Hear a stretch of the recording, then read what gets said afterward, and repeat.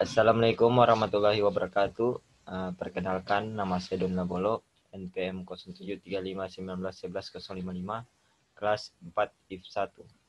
Sini saya akan menjawab soal dari tugas komputer dan masyarakat. Langsung saja di nomor 1, yaitu jelaskan ciri masing-masing generasi komputer pada masa generasi 1 sampai 5. Pertama, ciri-ciri komputer dari generasi pertama. Komponen yang dipergunakan adalah tabung hampa udara atau vakum tube untuk sirkuitnya. Program hanya dapat dibuat dengan bahasa mesin, yaitu assembler. Ukuran fisik komputer besar memerlukan ruangan yang luas, cepat panas, proses kurang cepat, kapasitas penyimpanan kecil, memerlukan daya listrik yang besar, orientasi pada aplikasi bisnis, silinder magnetik untuk menyimpan data. Kedua, ciri-ciri komputer generasi kedua itu menggunakan teknologi sirkuit berupa transistor dan diode untuk menggantikan tabung vakum. Sudah menggunakan operasi bahasa pemrograman tingkat tinggi seperti Fortran dan COBOL. Kapasitas memori utama dikembangkan dari magnetic core storage, menggunakan simpanan luar berupa magnetic tape dan magnetic disk. Kemampuan melakukan proses real time dan real sharing, ukuran fisiknya sudah lebih kecil dibandingkan komputer generasi pertama. Proses operasi sudah lebih cepat, yaitu jutaan operasi per detik. Kebutuhan daya listrik lebih kecil, orientasi program tidak hanya tertuju pada aplikasi bisnis, tetapi juga aplikasi teknik komputer yang sudah ada di generasi kedua, yaitu UNIVAC 3, UNIVAC SS80, SS90, dan 1107, IBM 7070, 7080, 1400, dan 1600. Ketiga, ciri-ciri komputer generasi ketiga. Itu komponen yang digunakan adalah IC atau Integrated Circuit. Peningkatan dari softwarenya, pemrosesan lebih cepat, kapasitas memori lebih cepat, lebih besar, penggunaan listrik lebih hemat, bentuk fisik lebih kecil, harga semakin murah. Keempat, ciri-ciri komputer generasi keempat itu menggunakan Large Scale Integration atau LSI. Itu dikembangkan komputer mikro yang menggunakan mikroprosesor dan semikonduktor yang berbentuk chip untuk memori komputer.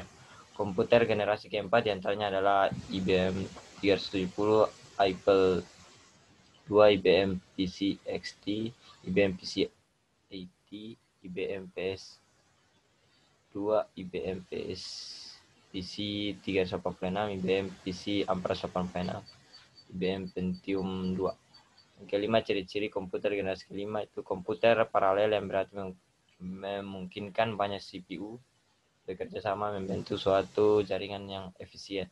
Selain itu ditemukannya superkonduktor yang memungkinkan aliran listrik mengalir tanpa hambatan sedikit pun, sehingga dapat meningkatkan kecepatan informasi yang didapat. Lembaga ICOT atau Institute for New Computer Technology juga dibentuk untuk merealisasikan keberadaan komputer generasi kelima ini. Soal yang kedua, jelaskan fungsi arus data pada komputer, gambarkan alurnya. Sistem komputer memiliki siklus pengolahan yang pasti. Siklus pengolahan itu sendiri mengacu kepada makna dari arti komputer itu sendiri. Ada 3 pokok dalam siklus pengolahan data dengan menggunakan komputer tersebut, yaitu input, proses, dan output.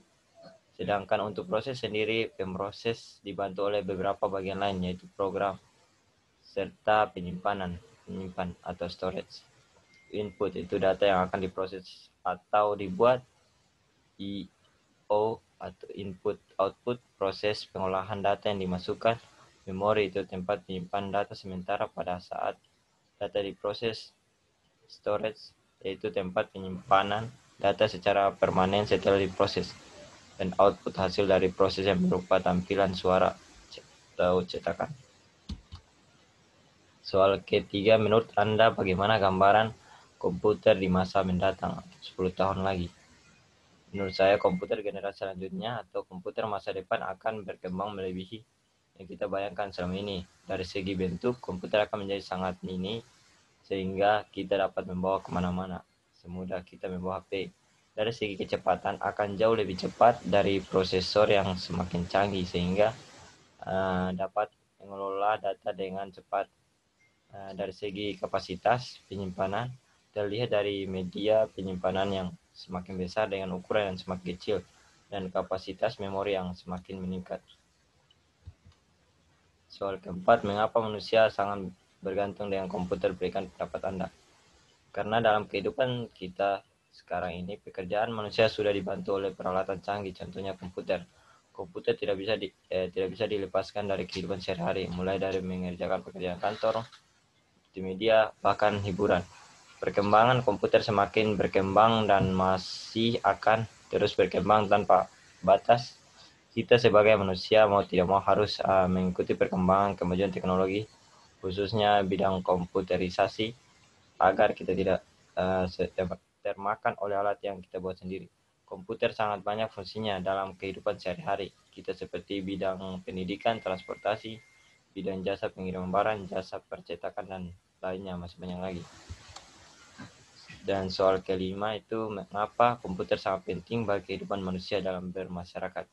Karena teknologi memberikan kemudahan bagi manusia dengan cara membuat hidup manusia menjadi lebih mudah tanpa harus mengeluarkan tenaga, waktu, serta biaya yang dianggap lebih banyak dari sebelumnya. Sekian dari saya. Wassalamualaikum warahmatullahi wabarakatuh.